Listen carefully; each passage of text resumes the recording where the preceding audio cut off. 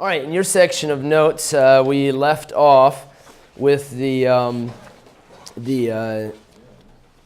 continual war along the Palestinian front, and that has to do especially with the Persian kings. And so we're going to take a little bit of time and look at these different Persian kings. Now, let me look at the big picture again. I want you to understand that no, we're not interested in Persian history as far as it relates to just the Persians. But it is important, I think, to see what's going on in other parts of the world that affects the land of Judah. And so some of these things we'll go through very quickly, and other things where it affects the land of Judah, we're going to stop and look at that some more. Where the Bible prophecies are fulfilled, we'll look at those kinds of things. The same with Alexander the Great. We're not going to get to him today, but when we talk about Alexander the Great, obviously we're not doing Greek history. But at the same time, he's very, very influential, I guess, in the world of the Bible, the world of the Scriptures. And so it's important to see certain things that he did. And so anyway, that's why we're looking at these world leaders that really aren't in the Bible, but they do influence Bible history. And so the continual war along the Palestinian front, I have between 538 and 323. These are the times of the Medo-Persian kings. Remember I mentioned to you that they're very incapable of winning wars. They are, they're very distinguished for their defeats when they should have won. So there's a number of kings here that we'll just quickly touch on. I'll just mention them, and then I want to get into the section on the Samaritans, the enemies of God in the Old Testament. Anyway, Cyrus the Great, he's the first of the Persian kings. He conquered the Babylonians among many other nations by 538. And from that time forward, from him or after him, his son, all of those kings pretty much, many of them are very incompetent. Cambyses conquers Egypt in 525 BC. He's very significant in the fact that he built a canal connecting the Nile to the Red Sea. If you look at a map, that saves you a trip around Africa. Okay, so obviously they knew the layout of the continent. They knew that this would be a huge connection from them and what would that be? The Persian Gulf and so on, and the Red Sea, the Gulf of Aqaba, up into the Mediterranean Sea, connecting the Western world across to Persia and India and so on. So anyway, that's very significant. But he was an incompetent soldier, leader of the troops, as well as the rest of them. Darius the Great, the Bible mentions him, but he organized the empire in about 20 satrapies. He did this in order to set up buffer zones around Persia. And so this is very significant. And we know this from the Persian records. There's mention of this from Egypt. There's also, of course, Israel itself. The land of Judah was one of these satrapies, a buffer zone around the land of Persia. There are other invaders already coming out from the west. Of course, Greece, and that's going to show up here because of a rebellion in Greece by Ionian states. He decides to invade Greece and is defeated in 490 BC at the Battle of Marathon. And if you've run a marathon, you're celebrating the heroics of that battle. Anyone run a marathon? No, nobody's that dumb. Huh? I ran 8 miles, and that's plenty for me. I have no desire to run more than that. My short legs are not made for running. It's not fair, really. They should make a proportionate marathon for you. Right, exactly. So, give me a 33-30 pants, and I have to cut them off because I'm too short for them. 33-29 or something like that. All right, Xerxes the First By the way, these all have names that vary. If you see a different name in Persian or transliterated into Persian or whatever, don't be surprised. Don't be shaken. Say, well, who is it? It's the same person. In the Bible, the book of Esther calls Xerxes the first, calls him Ahasuerus. It's the same person. A little bit, the basic root of the name is the same, but in English it's said much different. But anyway, he's the husband of Esther. He reconquered Egypt because after they rebelled. He invades Greece again and is stopped at, or at least temporarily stopped, at Thermopylae by Sparta. Some warriors there, and eventually they find a different route to come up behind them, but the Greeks had held them off long enough that they were able to get reinforcements and defeat his navy at the Battle of Salamis. So study that out if you like Greek history. That's a very, very significant moment in Greek history. He returns to Susa, the palace, but his army was defeated on, I believe, on the way back or somewhere in that time period. He's kicked out of Greece and permanently kicked out of Greece, and he's then murdered when he returns back home. This is the husband of Esther. Okay, now we don't find this in biblical history, but we do, of course, see this in Persian history with the luxury we have of archaeology now. Artaxerxes took the throne in 464. He changed the capital, and by the way, this capital gets changed back and forth a lot, but he's the one who sends Nehemiah to rebuild the walls of Jerusalem. Now, the Persians had a vested interest in building up these satrapies around them because they're going to be loyal. And so they're going to, of course, in Jerusalem, that would be in the direction of Egypt. And that would be in the direction of the Ethiopians beyond Egypt, and so on. And I'm missing a major group here. Anyway, I can't. The Nubians? Nubians, thank you. I'm thinking of a different group, but the Nubians, very good. Another very down towards Ethiopia. So these are buffer zones, and so they're building up these areas around the Persian Empire and trusting that they'll be loyal to them when it comes time to help protect Persia. It's interesting that the solar calendar was introduced as the national calendar. That would have changed it, by the way, from the lunar calendar. The lunar calendar is basically 30 days per month, and that's 360 days in a year. The solar calendar, of course, is what we use now based on the rotation of the sun, and so that's 365 days and whatever hours and minutes that is. As we just recently celebrated 2 weeks ago, right? But anyway, he died peacefully after a period of violence. His son emerged as the winner and took the throne. The Elephantine papyri concerning the festival of unleavened bread in the ruined temple come from his reign. Now, I won't talk about that. I have a section there on the bottom. It says extra notes, the Elephantine community. And what that is, down without going into it, we're not going to have time to look at it. It's really, anyway, it's debatable whether it's significant, but it's believed that there was a Jewish colony far south of Egypt, down the Nile River, about 300-400 miles south of Upper Egypt. And if you look at it, you can find a lot of information on this. But the Nile River literally forks around this island, and on that island in the Nile River, there was a colony established, and there's a lot of archaeological evidence that it was a Jewish colony and that they built a temple there. Similar, they believe, similar to the Jewish temple at Jerusalem. And so there's a lot of debate on why that colony was founded there by Jews. Anyway, so it's very interesting. But there's been a lot of discoveries made there of manuscripts discussing the Jews living there. Darius II, he was able to foster Greek disunity, even intervening in the Peloponnesian War, of course, the Greek War. He lost Egypt from the empire in 405.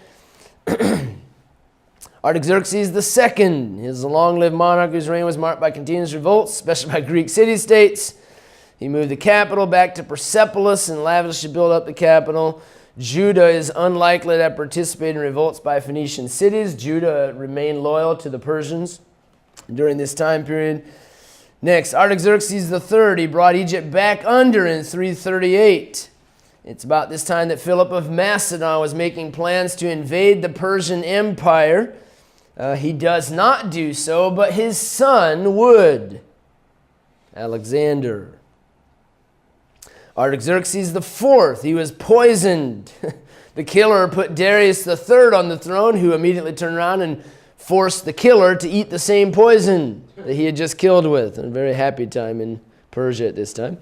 Darius III is subduing Egypt in 334, so Alexander the Great invading Asia Minor, the Persian Empire, and there's a dogfight all the way pretty much back to the capital, and eventually the Greeks and Alexander the Great crushed all of the Persian, Darius III, who's the last Persian king, and crushed the Persian Empire and, of course, brought it under his control. Okay? Now, there's a lot more to it than that. I understand that. But we're not going to have or take the time to go through all of the Persian history. But there's a lot of interaction with the Jews. Now, you see there that there's a section on the Samaritan temple and the Samaritan Pentateuch and the Samaritan people. So we're going to take the rest of the day, and I hope I have enough time to go through this. I've got about 10 pages of notes, but I plan on going through it pretty quickly. So we're going to look at the Samaritan people. The Samaritans keep coming up under Ezra and with Nehemiah, even before it. And in the book of Ezra, of course, he talks about the return in 538 BC when Zerubbabel came back, and there's people from Samaria, and they're trying to stop Zerubbabel's work of rebuilding the temple. And so where do these Samaritans come from? They're obviously, maybe it should be more accurate to call them Sumerians at this point, but later they're definitely a group of people. They're an ethnic group that in the days of Christ would be living amongst the Jews, and Jesus had some interaction with the Samaritan people. So we're gonna look at several things. We're gonna look at the origin of the Samaritan people. We're gonna look at the development of their religion as well. And I think you'll see that some of these things you might not realize that are alluded to in the New Testament, John chapter 4 specifically, with the woman at the well there at the city of Samaria. All right, the name Samaritan. So let's first of all, we're going to talk about the origin of the Samaritan people. The origin of the Samaritan people. And I want to look at their name, and I want to look at actually several names, and see where they came from. So first of all, let's talk about the name Samaritan. The name. The name Samaritan occurs only one time in the entire Old Testament. It occurs one time in the Old Testament. 2 Kings chapter 17, verse 29. 2 Kings chapter 17, verse 29.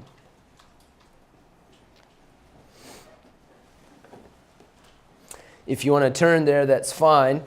About 875 BC, King Omri, father of Ahab, one of the earlier kings in the northern kingdom, he founded the city of Samaria as a capital for the northern empire. For that time, it was definitely the northern empire it was a kingdom, but they didn't have much of a capital. Anyway, he founded the city of Samaria on a hill about 7 miles northwest of Shechem. He bought the hill, the Bible tells us, from a man named Shemer. Okay, and he called it Samaria after the name of the previous owner. Samaria became the capital of the northern kingdom and remained the capital until its destruction. Remained the capital until its destruction by the Babylonians. Then it was rebuilt. Then it was destroyed by the, I'm sorry, I said the Babylonians. by the Assyrians, not the Babylonians. It was destroyed by the Assyrians. And then it was again, I believe, at least the Bible mentions that Nebuchadnezzar came through there, the Babylonians, and then Alexander the Great destroyed it in 332 BC. Okay, so it actually, if you want to say it, it actually remained the capital about from Omri until Alexander the Great. And I know during that time there was times where it fell, the northern kingdom fell and so on. But it was a city until its complete destruction by Alexander the Great.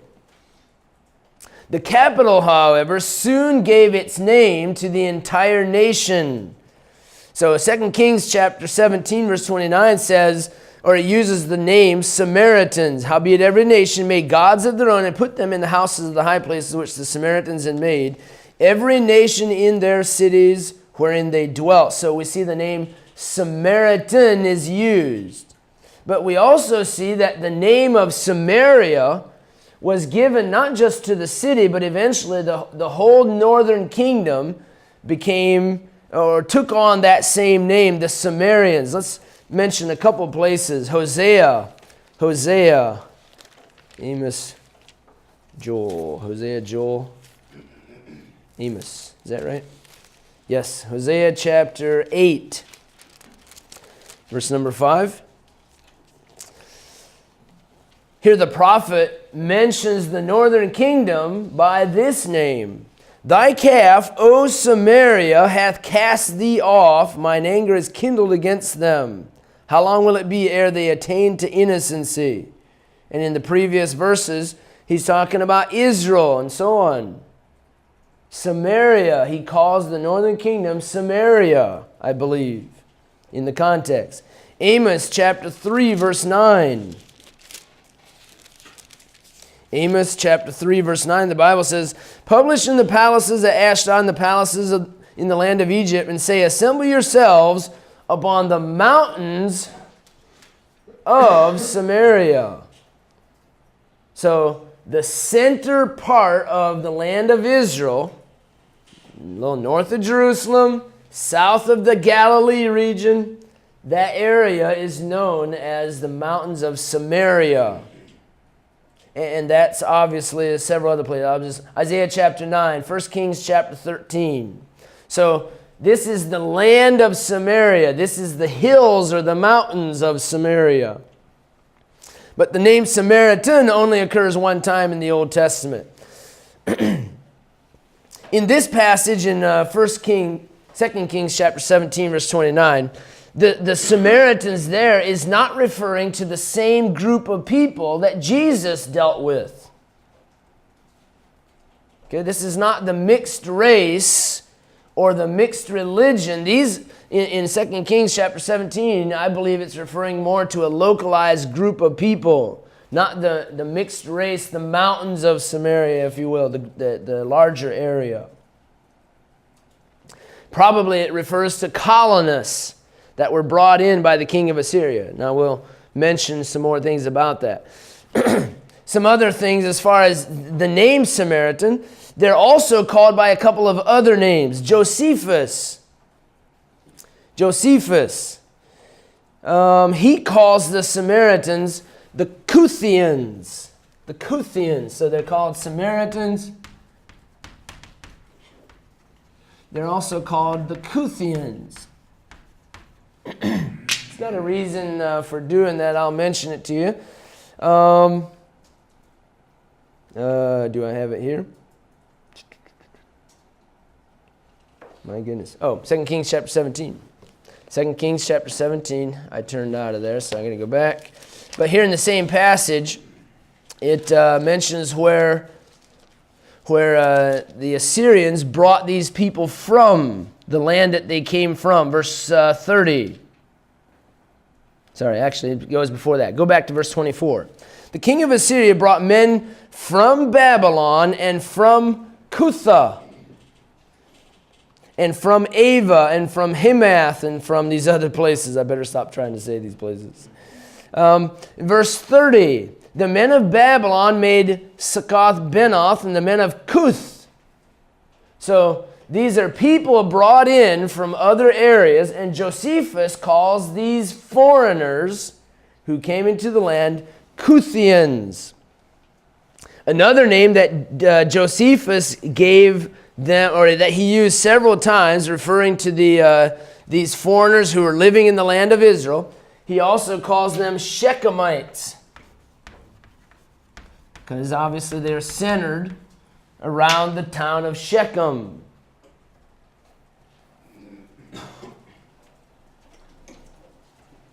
Now, one more term. Josephus, lastly, also says that the Samaritans of the Hellenistic period were sometimes called Sidonians in Shechem. Sidonians in Shechem. Now, the implication is still that they're foreigners. They're from Sidon living in Shechem. Okay, so anyway, what Josephus is referring to is he's saying this is during the time of the what's the name of him? The Seleucid kings. And Antiochus Epiphanes, I think it was actually the real bad one, Antiochus Epiphanes IV. But they were trying to say, no, we're not part of the Jews. Don't hurt us, don't kill us. We are actually Sidonians living in Shechem. We're foreigners. They used that to their advantage when they could. All right, the Samaritans themselves at this time usually called themselves by a different name. Okay? They didn't refer to themselves as foreigners. They referred to themselves as Israel. We're Israel. All right. So these are some different names that were used in regard to those people who were foreigners living in Samaria, the land of Samaria. Okay? All right, so that kind of helps us, I think, understand they're foreigners. They're foreigners, but they would refer to themselves as local people unless it was convenient to call themselves foreigners. Well, we're Sidonians. We're foreigners. Don't hurt us with the rest of the Jews. Okay, so the king of Assyria in 2 Kings chapter 17 brings in a lot of foreigners. By the way, this is not the only time that there are foreigners brought into the land of Israel. There are several, at least 2 other times that we know of, where foreigners were deported and imported into the land of Israel, I guess it would be. About 680 BC, by the way, the northern kingdom fell in 722. The Assyrians brought in some foreigners. In 680 BC, there's some more foreigners brought in by Esarhaddon, another Assyrian king. So 722, in 680, there's another group of foreigners brought in. Again, another Assyrian king in about 669 BC. Okay, so we've got several different times that foreigners are brought in, and many of these people kept their separate identities for several generations. Look in Ezra chapter 4. Ezra chapter 4. Here's, what would this be about? Let me see if they're actually talking. No, they came to Zerubbabel in Ezra chapter 4, so this is about 538. Okay, so here we are, about 150 years later. And notice what these people say in verse number 2. They came to Zerubbabel and to the chief of the fathers and said unto them, back up, chapter 4, verse 1, is these are the adversaries of Judah and Benjamin. Yes. Then they came to Zerubbabel and to the chief of the fathers and said to them, let us build with you, for we seek your God as ye do. Remember, this is the passage where they said they tried to join them. Now notice who these people are. These are the adversaries, but who are they? And we do sacrifice unto him, unto your God, since the days of Esarhaddon, king of Assyria, which brought us up hither. We're just like you. We're worshiping your God just like you are since the days of Esarhaddon. But what do Zerubbabel and Jeshua say to them? Ye have nothing to do with us to build an house unto our God, but we ourselves together will build unto the Lord God of Israel, as King Cyrus, king of Persia, hath commanded us. You have nothing to do with us. You don't worship our God. I want to look at here in just a little bit how this development of the Samaritan religion that we'll see evidence in John chapter 4. The woman at the well says, our fathers worshipped in this mountain for a long, long, long time. And Jesus said, oh, no, they don't. Oh, no, Jerusalem is where people ought to worship. So there's a religion of the Samaritans that's very much alive in the days of Jesus, and it's developing right now. We'll see how that develops. Okay, at this point, I think it'd be good for us to see several statements made by Jesus himself. Things that Jesus himself says about the Samaritan people. Okay? The Samaritan people did have their origin with these importations of foreigners into the region of Samaria. And Jesus knew that and said that and recognized that. So let me take you to 3 passages where Jesus specifically agrees that these foreigners were brought into the land of Israel, into the northern kingdom. So 3 statements. Matthew chapter 10. Matthew chapter 10, verses number 5 and 6. Matthew 10. Jesus has just called his 12 disciples to him. He's sent them out to preach and to heal and to do miracles and so on. Now look at verse 5. Matthew chapter 10, verse number 5. These 12 Jesus sent forth and commanded them, saying, go not into the way of the Gentiles. Okay, now that could be interpreted whatever. You could say that could mean don't go up into Sidon. Don't go too far south into Egypt. But that's not what he's necessarily referring to.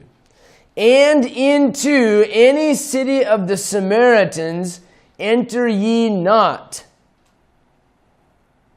Don't go to the Gentiles. Don't go to the Samaritans. But go rather to the lost sheep of the house of Israel. Go to the Jews. Go to the Jews. Now, somebody just asked me a little bit ago, about the Jews and so on. The Jews were God's people, but Gentiles could also be saved. Jesus several times witnessed to Gentiles. There was a centurion. There's the woman of, I forget where she was from, Phoenician woman, Syrophoenician woman. There's several examples. Jesus would talk to them. The woman at the well, of course, John chapter 4. Jesus would talk to them, but primarily Jesus was working to the Jews. The Gentiles had to work to come into the fold. They had to really seek the truth. Anyway, so Jesus here makes a clear distinction between the Gentiles and the Samaritans and the Jews. Very important. Matthew chapter 10. Let's go on. Luke chapter 17.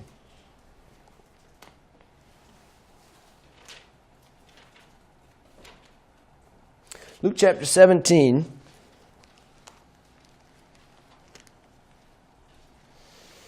Verse number 18. Luke 17, verse 18.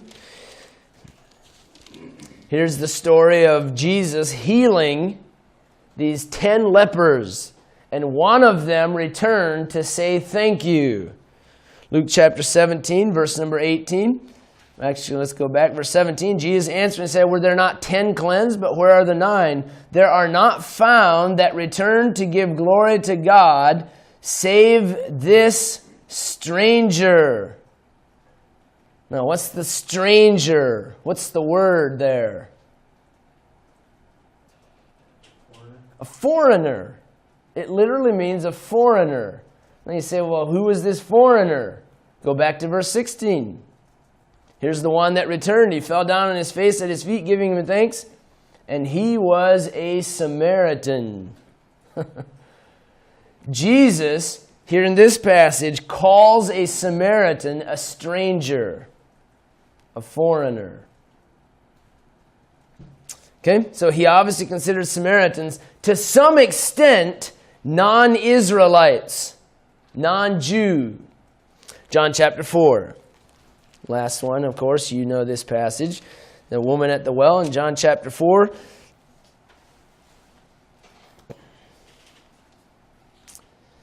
This is a very interesting discussion going on between this woman, who we know as she's a wicked sinner. She's done all kinds of terrible things. But she has this Samaritan religion and this understanding of what the Samaritan religion was. And Jesus is partially correcting her on this. Even though he's mostly dealing with the sin, her sin, he still corrects her on this issue. Look at verse number 20. Our fathers worshipped in this mountain, and ye say that in Jerusalem is the place where men ought to worship. Our fathers have worshipped here on the mountain of Samaria for many years.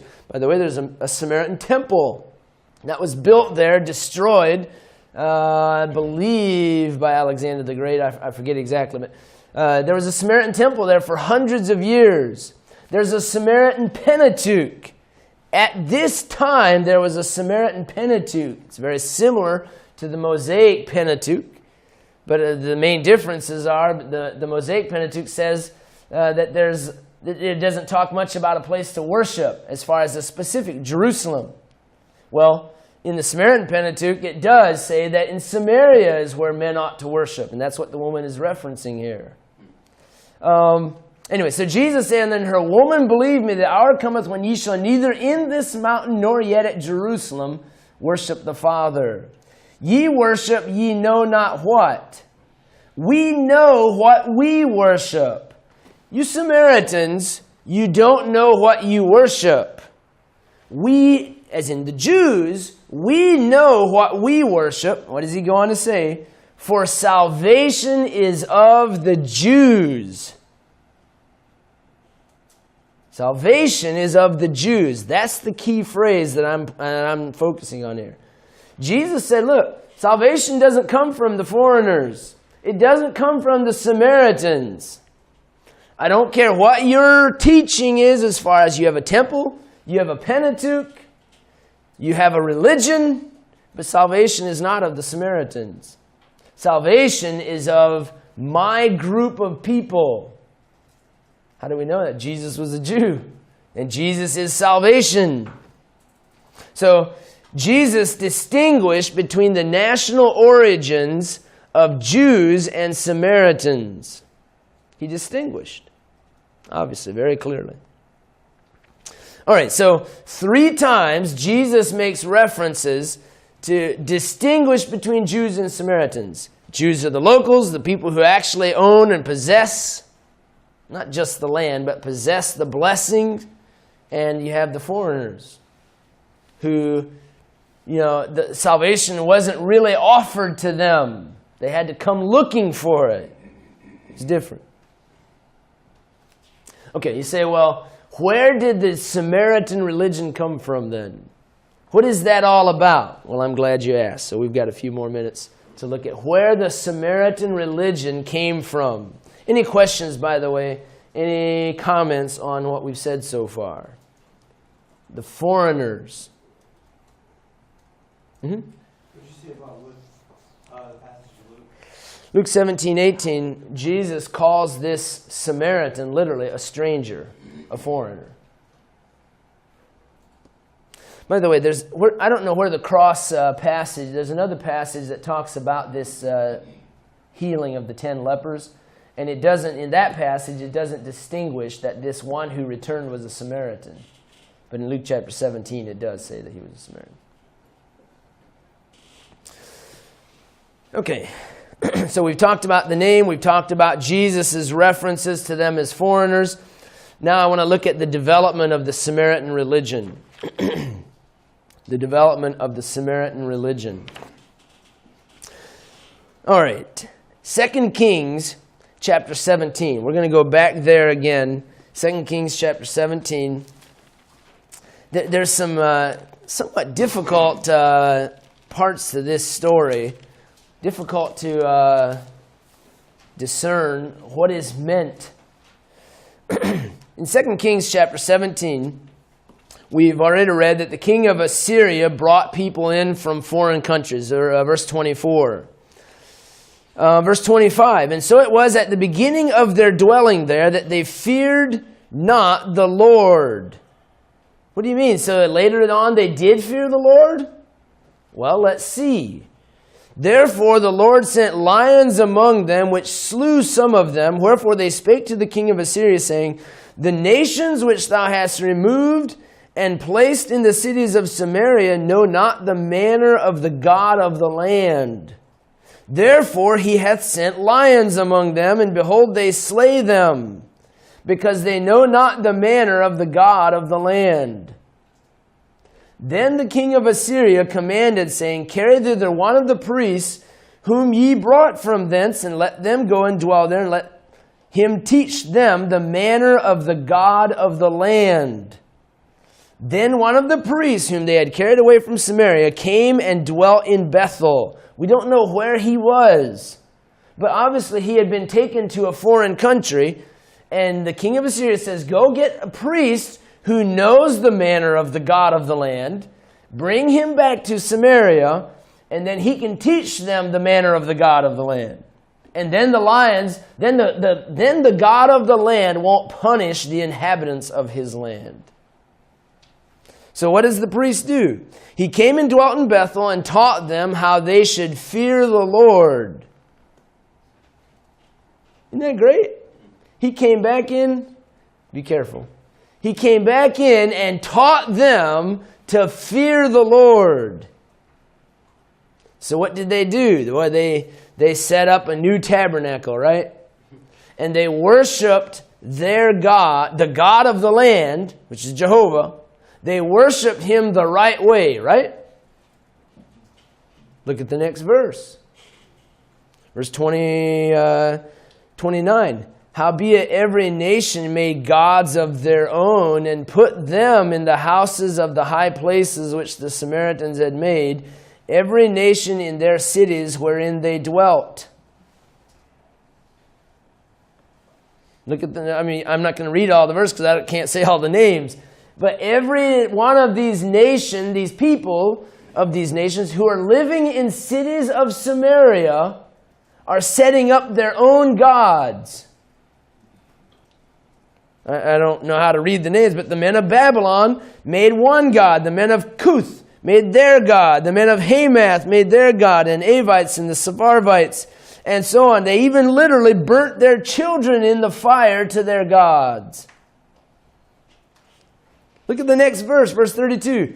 So they feared the Lord.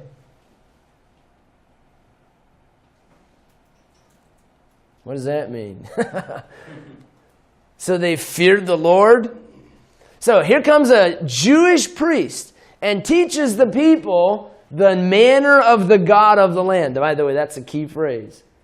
He teaches the people the manner of the God of the land, and they all worship their gods and the God of the land, so they feared the Lord. Let's keep on going. So they feared the Lord and made unto themselves of the lowest of them priests of the high places, which sacrificed for them in the houses of the high places. They feared the Lord and served their own gods.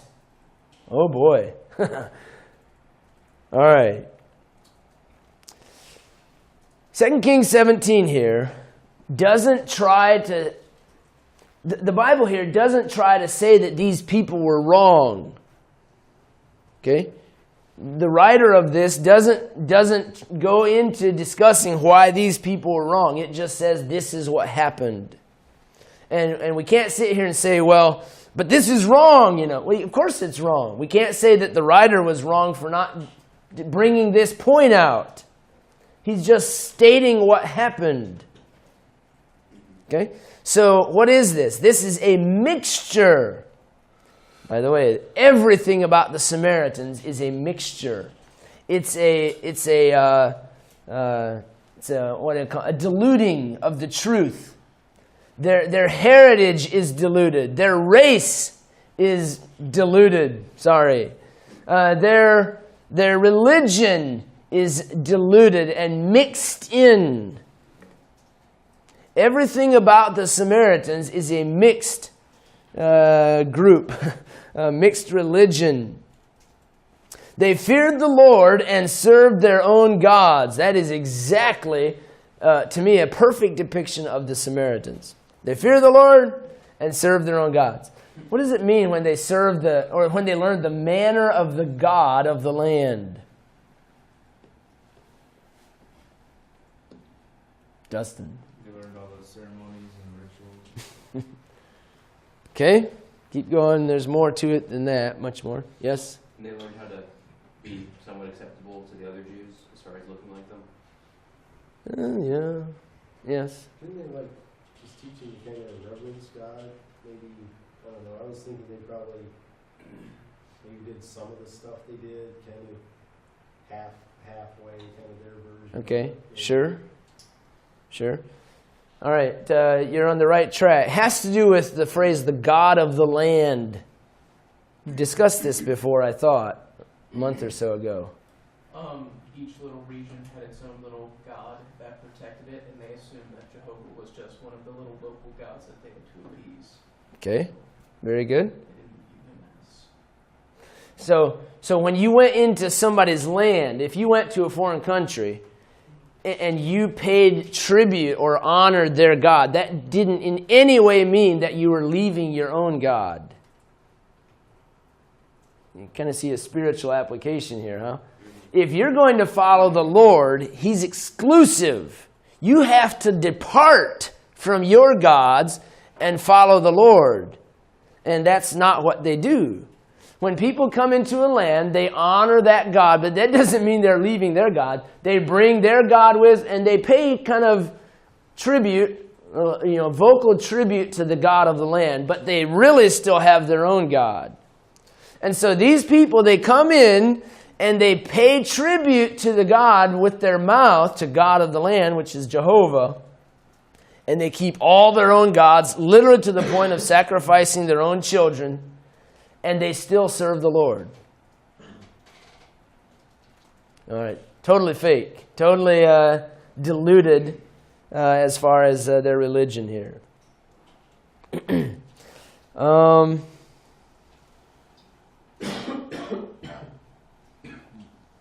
Let me mention this.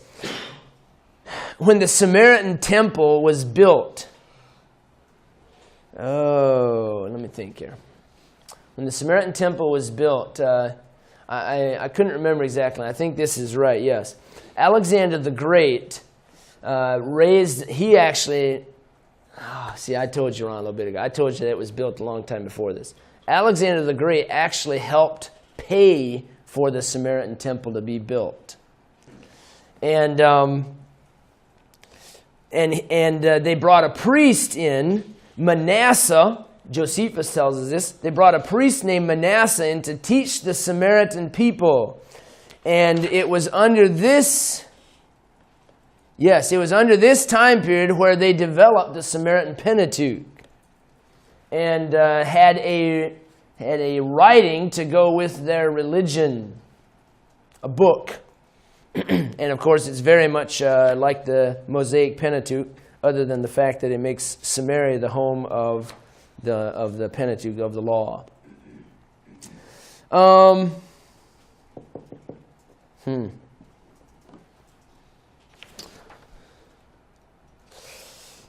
right, let me bring out this similarity.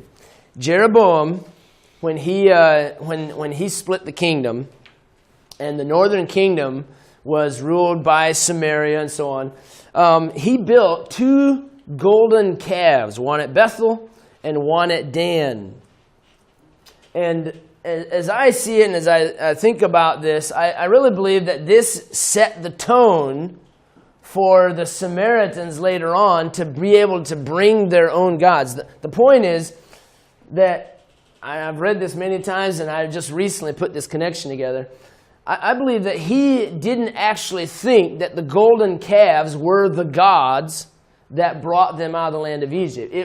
They believed that the golden calf was the seat of the god, the seat of Jehovah. Just like in the southern kingdom, they had an Ark of the Covenant that was the seat of their God, if you will, the God Jehovah. And they brought out the golden calves in the northern kingdom and said, this is where your God is. There's the idea that they didn't actually believe that the golden calf was the picture of the God, but it was the seat of Jehovah God. And so what it is, anyway, I just thought it's very interesting that he's mixing religion, he's mixing other things in with the truth. And so the Samaritans do the same thing, except they take it a step further and mix in all these other gods with Jehovah God. All right, let me lastly just make this statement and I'll point out a couple things. Samaritans have always been rejected by true Jews. Okay? They've always been rejected. When Ezra arrives in Jerusalem, 457 BC, he was appalled at the news that many of the people, including priests and Levites, had intermarried with the people of the land. He quotes Exodus 34 and Deuteronomy chapter 7, which forbade the Hebrews to marry the people of the land of Canaan. He calls this an abomination that they had intermarried. Ezra was appalled that they were intermarrying with the people of the land. Nehemiah, he was opposed by Sanballat, the governor of Samaria, and Sanballat recognized that Nehemiah was a new political entity. Nehemiah and the people of the Jews were a new political entity, and so of course he attacked them. Sanballat claimed to be a worshiper of Jehovah. He claimed, and Nehemiah said, "No, you have nothing to do with us."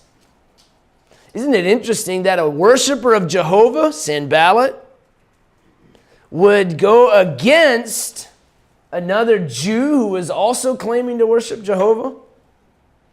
Okay, we got a problem here. Okay, they're not true worshipers of Jehovah, and Nehemiah recognized that. Not only that, but in the New Testament then, Jesus, of course, also made distinction and was against, in a sense, he was against the Samaritans. He said to his disciples, don't go into the cities of the Samaritans. If they come to us, that's fine, but we're not going to their cities. And then, of course, he does himself go later on with the woman at the well. He knew that she was open. Okay? So there you have some background on Samaria and the Samaritans, where they came from. Their religion was very, very much a mixed religion with the gods, their own gods, mixed with the God of the land, which of course didn't mean a whole lot. They definitely were not exclusive to the Jehovah God. Any questions or comments on that? 2 Kings chapter 17. That's your main passage on the development of the Samaritan religion, their origin.